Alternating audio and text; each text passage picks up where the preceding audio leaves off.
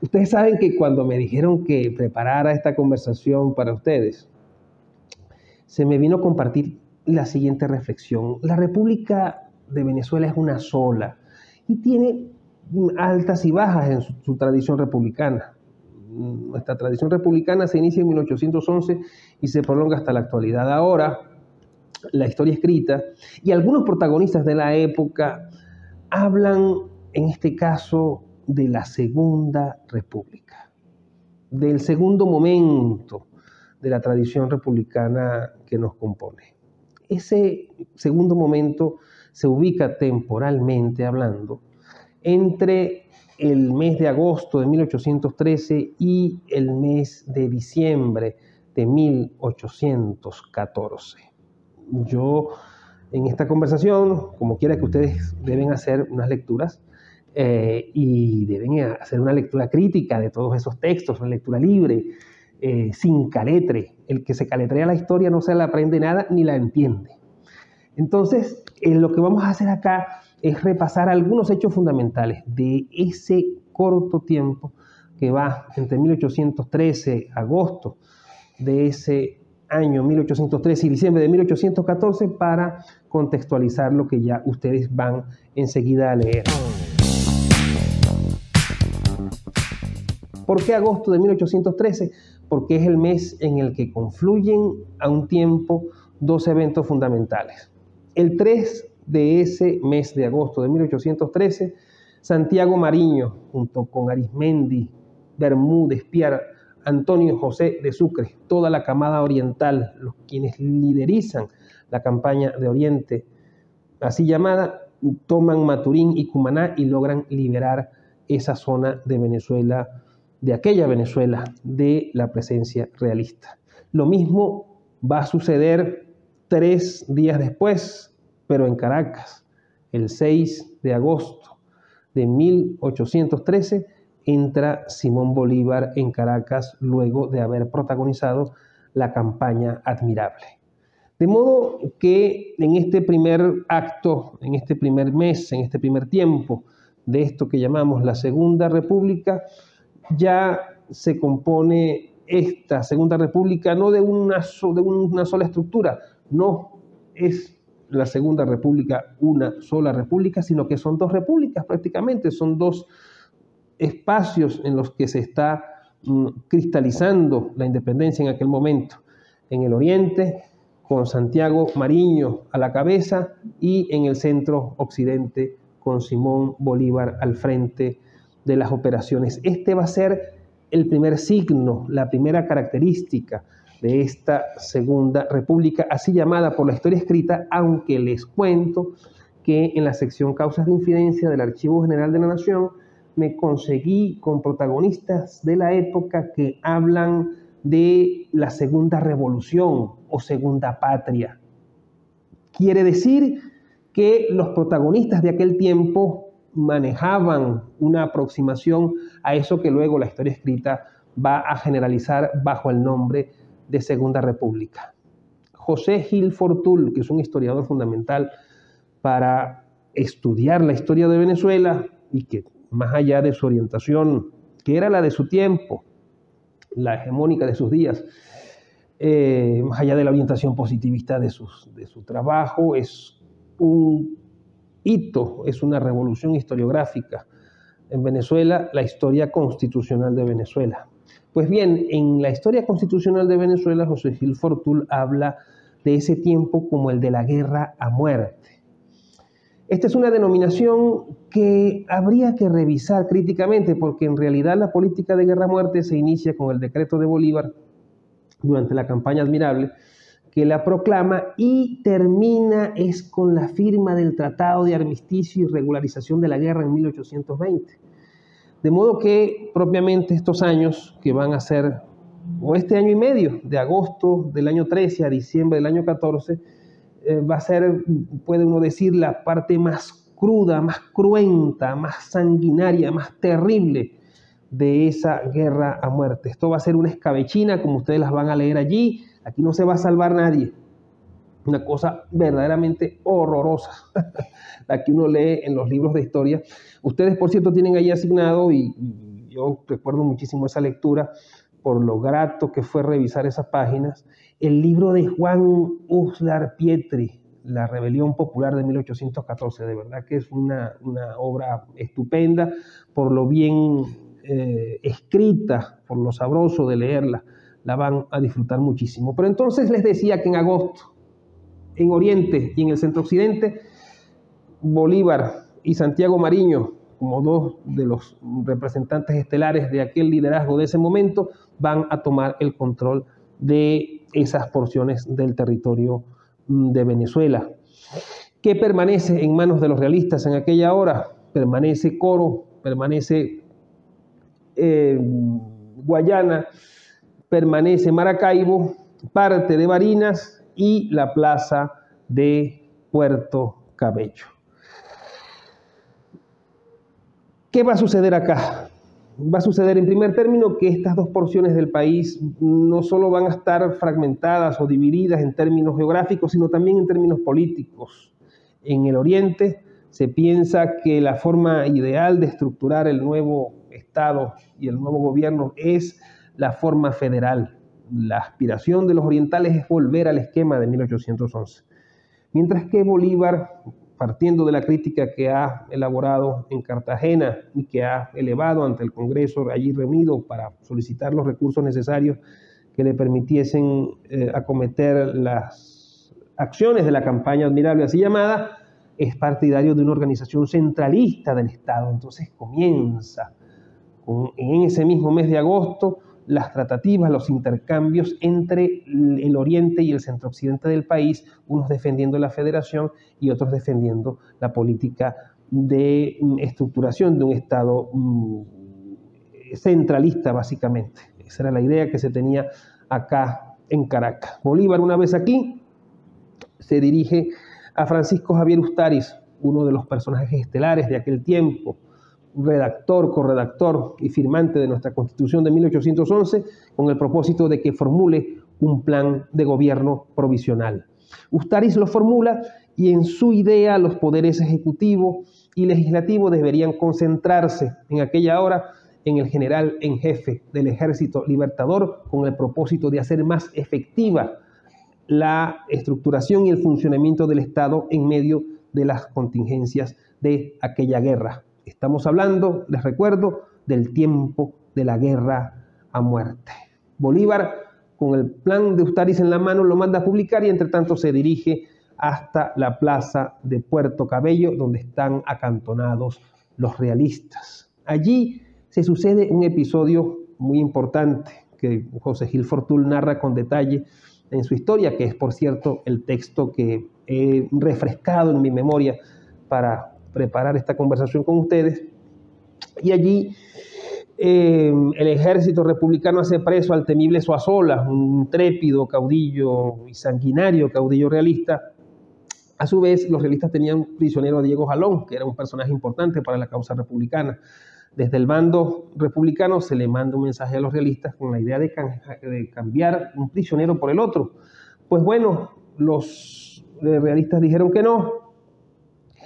Urdaneta les responde a nombre de Bolívar, Rafael Urdaneta, diciéndoles que si se atreven a tocar a un americano van a fusilar, pasar a degüello a 6.000 españoles y canarios que tenían en su poder, e inmediatamente hace ahorcar a Zuazola como respuesta. Eso es un poco para que tengamos una idea del clima que se estaba respirando en aquel momento. Y la respuesta de Monteverde fue fusilar inmediatamente a 4 oficiales patriotas de los prisioneros que estaban bajo su custodia. Es decir, ese era el tiempo que se estaba respirando allí.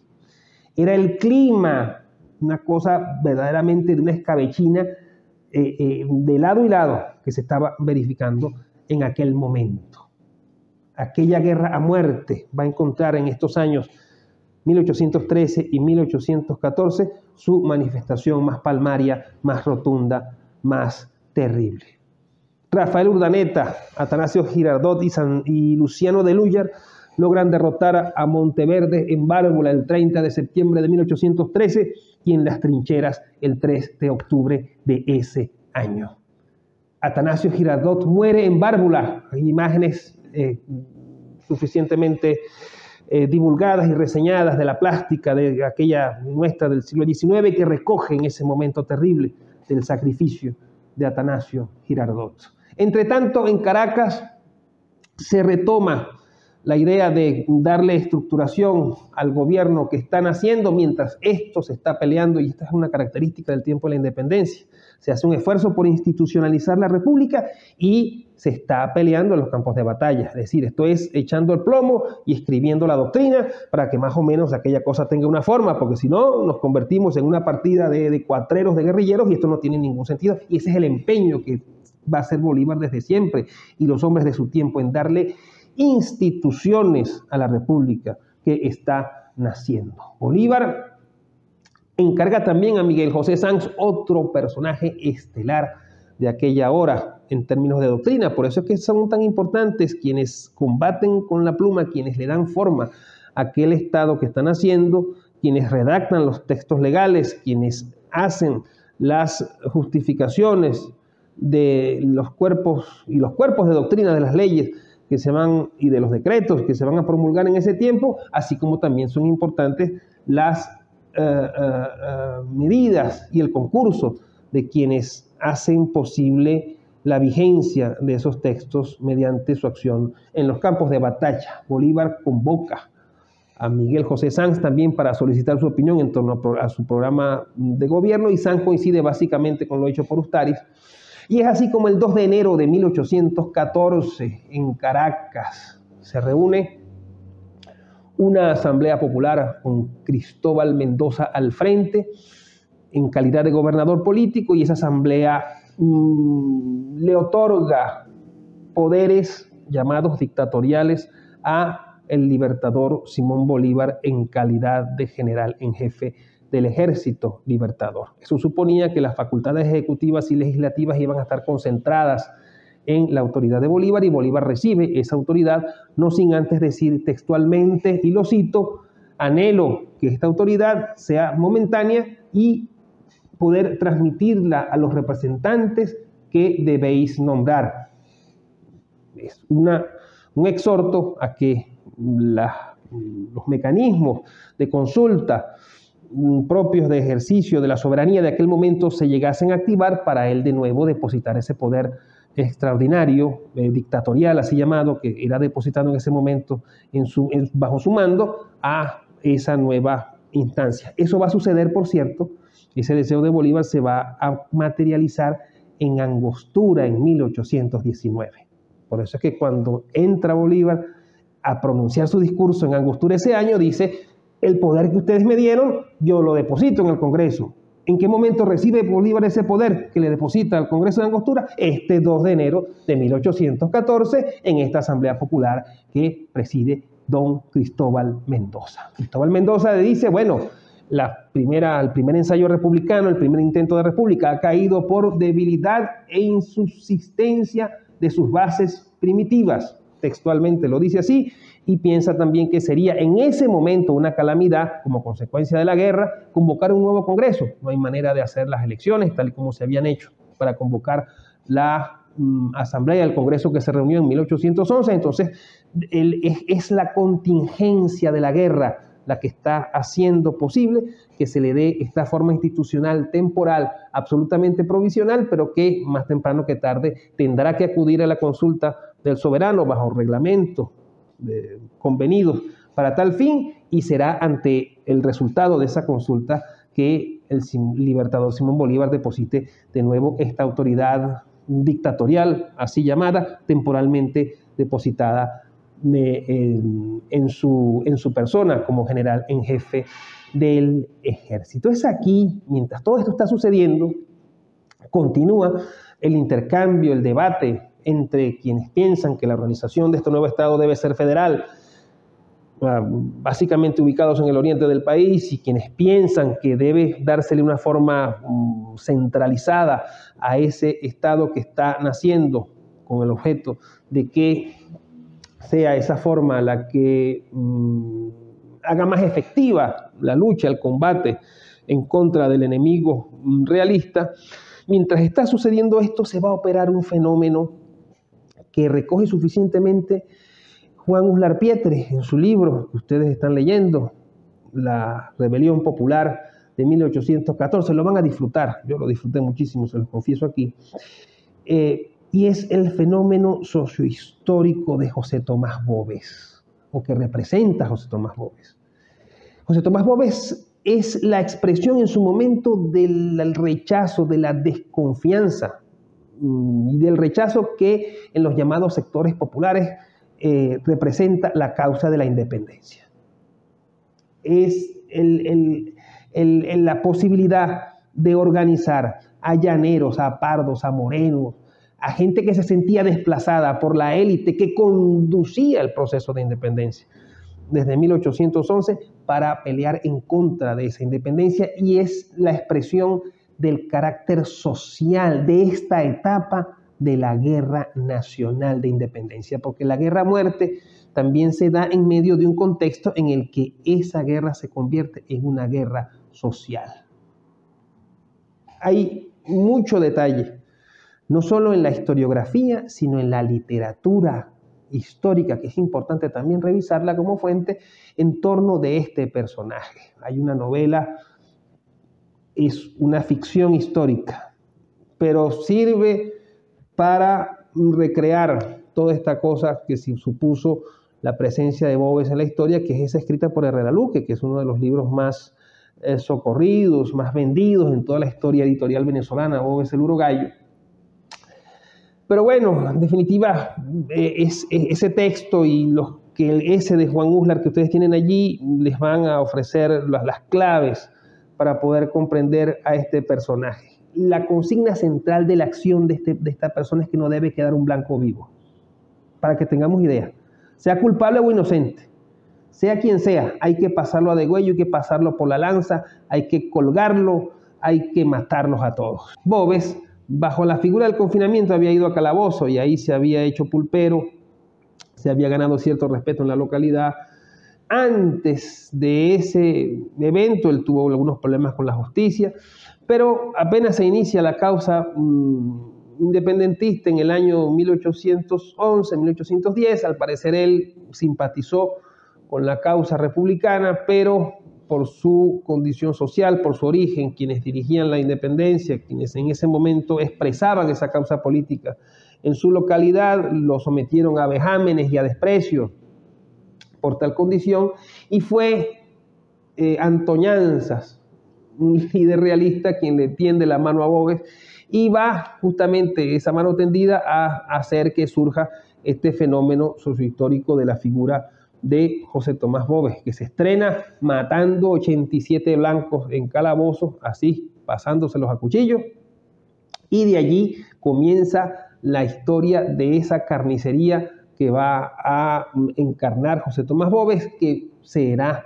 la expresión de esa rebelión popular, de ese momento de encuentro de la sociedad con sus propias vísceras, con sus raíces. Eso es algo que le sucede a Venezuela en tiempos de transformación revolucionaria. Estamos hablando de un lapso en el que los grupos se encuentran entre sí, en que se desnudan las contradicciones, y que durante este tiempo esas contradicciones van a expresar la desconfianza, la distancia, el desencuentro entre buena parte de estos sectores populares y la causa independentista. Esto, como muy bien sabemos, después se va a solucionar. Esto va a cambiar con el tiempo. ¿Por qué? Porque la dinámica política va a ir mudando, y en el año 1815 y luego en el año 16 y más adelante en el tiempo, la percepción, la opinión de esos sectores populares se va a inclinar a favor de la independencia. Pero en este año 1814 y en el año 13, finales del año 13 y el año 1814, esa no es la realidad. La carnicería continúa y no va a ser solo ejecutada por los realistas, sino también por los patriotas. Es un momento de muchísimo enfrentamiento. Y hay un episodio fundamental achacado con justa razón a la bandería patriota, y tuvo que ver con el sacrificio de los prisioneros españoles y canarios de La Guaira en febrero de aquel año de 1814. Ante la amenaza de la avenida de Boves y sus llaneros sobre el centro del país, y ante la posibilidad de que en esos prisioneros se encontrase un contingente importante de efectivos que pudiesen reforzar la causa de Boves, que en realidad el caso Boves merece una mención aparte, y acá el tiempo no da como para detenerse en eso, pero el libertador Simón Bolívar ordena pasar a degüello a los prisioneros españoles y canarios que se encuentran encerrados en La Guaira. Esto sucedió durante varios días. Estamos hablando de febrero de ese año 1814, pero entre varios días que duró la decapitación de la gente, se pasaron a cuchillo 517 prisioneros. Y luego ese número crece. Estoy utilizando también a Gil Fortul para hablar de estos números con ustedes, a 800 prisioneros en ese mes de febrero de 1814. Estamos hablando cerca de 800 personas que fueron ajusticiadas por instrucción del libertador Simón Bolívar. El 24 de febrero se publica un documento que justifica esa medida bajo este argumento que les acabo de decir, pero en paralelo se está peleando la independencia, se sigue combatiendo en los campos de batalla. El 12, unos días antes, el 12 de febrero, José Félix Rivas vence a José Tomás Boves en la batalla de la Victoria. El 28 de ese mes se enfrenta Boves y Bolívar en San Mateo. Esa batalla de San Mateo va a quedar tablas, pero luego Boves se repliega, busca refuerzos, y con cerca de 8.000 efectivos entre caballería e infantería, reduce a Bolívar y a Mariño y los logra derrotar. Boves avanza hasta la Victoria y luego retrocede a Valencia. En Valencia, en julio de ese año, tiene lugar esas escenas terribles que utiliza Herrera Luque en su novela, de esa cena en la que Boves convoca a las mujeres de la ciudad, mientras que a sus maridos, a los blancos principales y a los oficiales del ejército patriota que logra hacer prisioneros, los lleva aparte del salón de la casa en la que tiene lugar ese baile y los pasa por la lanza uno a uno. Las mujeres que están en el baile saben lo que les está sucediendo a sus maridos y se tienen que tragar las lágrimas, mientras el caudillo José Tomás Boves ordena que bailen el piquirico, que era una danza que a él le gustaba mucho y que hacía bailar a algunas de sus víctimas antes de pasarlas a cuchillo. De modo pues que lo que les estoy contando es una carnicería horrorosa.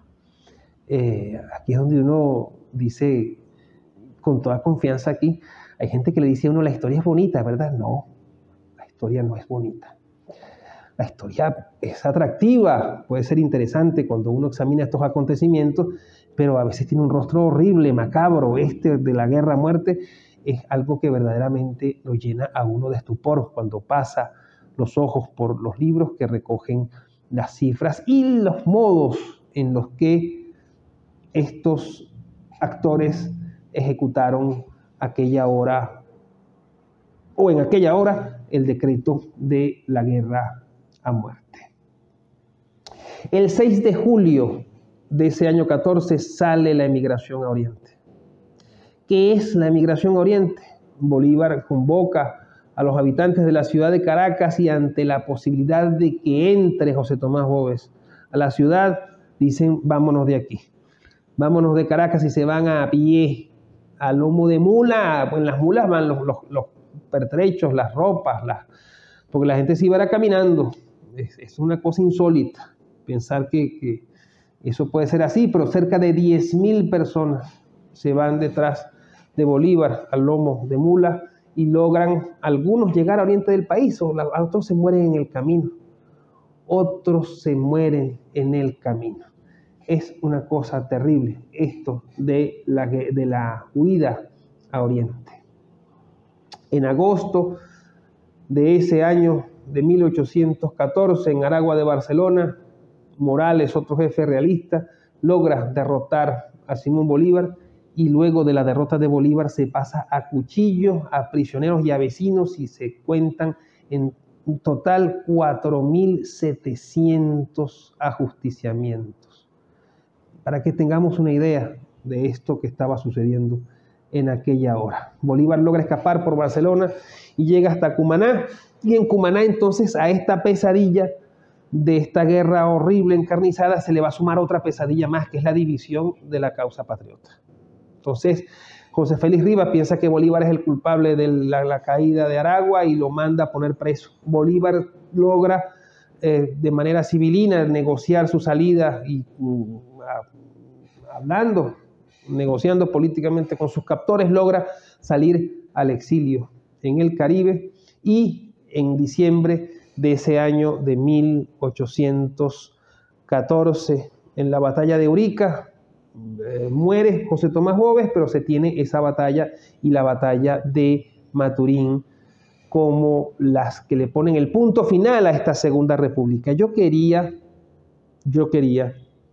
cerrar esta parte leyendo para ustedes este testimonio del asesor de la Intendencia en Caracas, llamado José Manuel Oropesa, recogido por José Gil Fortul, que retrata lo que se vivió en Venezuela por aquellos días. No hay ya provincias, dice este funcionario de la Intendencia. Las poblaciones de millares de almas han quedado reducidas, unas a centenas, otras a decenas, y de otras no quedan más que los vestigios de que allí vivieron racionales. Los caminos y los campos cubiertos de cadáveres insepultos, arrasadas las poblaciones, familias enteras que ya no existen sino en la memoria, y tal vez sin más delito que haber tenido una rica fortuna de que vivir honradamente. La agricultura enteramente abandonada, y así es que ya no se encuentran en las ciudades ni granos ni frutos de primera necesidad. En una palabra, he visto los templos polutos y llenos de sangre y saqueados hasta los sagrarios. Este retrato era el de Venezuela en aquella hora. ¿Con qué reflexión podemos cerrar esta clase de este módulo de nuestro diplomado Vida y Obra de Simón Bolívar? Con la reflexión de que este fue un momento único, como todos los momentos de nuestra historia. Con la reflexión de que ese liderazgo de la independencia va a saber superar, políticamente hablando, en el tiempo que le va a tocar vivir en adelante, esta hora terrible de la guerra a muerte.